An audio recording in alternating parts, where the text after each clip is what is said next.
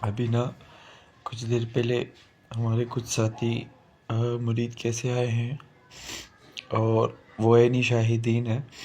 انہوں نے بتایا کہ قادیانی رینجرز جو ہیں انہوں نے انہیں گرفتار کیا تھا. گرفتار کرنے کے بعد انہیں ایک ہاسپٹل میں رکھا گیا. جیل میں بھی نہیں، پولیس کے پاس بھی حوالے نہیں کیا گیا، ان کو ایک ہاسپٹل میں رکھا گیا. ہاسپٹل میں ٹریٹمنٹ کے لیے نہیں رکھا گیا، ان کو غائب کیا گیا.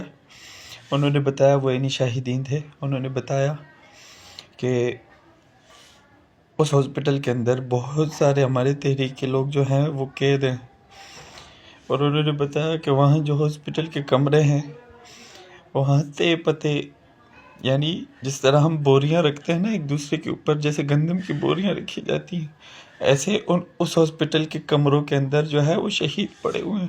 انہوں نے پورے کمرے بھرے ہوئے ہیں، اور یہ لوگ وہاں سے بھاگ کے نکلنے میں یہ تقریباً کچھ 6 بندے تھے جو وہاں سے بھاگے تھے، جن کو پیچھے سے رینجرز نے گولی مار کے 2 کو وہیں شہید کر دیا، اور یہ 4 بھاگنے میں کامیاب ہوئے جو آج پہنچے ہیں، اور الحمدللہ وہ اب سیف ہیں. لیکن میری ایک بات یاد رکھو، یہ جو تم نے ظلم کیا ہے نا، انشاءاللہ اس ظلم کا حساب ہم تمہیں چیر پھاڑ کے لیں گے، ہم تمہیں بھی چیر دیں گے. وزیر اعظم بھی سنے، صدر بھی سنے، وزیر اعلیٰ بھی سنے، تمام وزیر بھی سنے، تمام یہ ان کے چمچے کھڑچے بھی سن لو، رینجرز تم بھی سن لو. انشاءاللہ تعالیٰ تم لوگوں سے اس ظلم کا حساب ہم پورا لیں گے.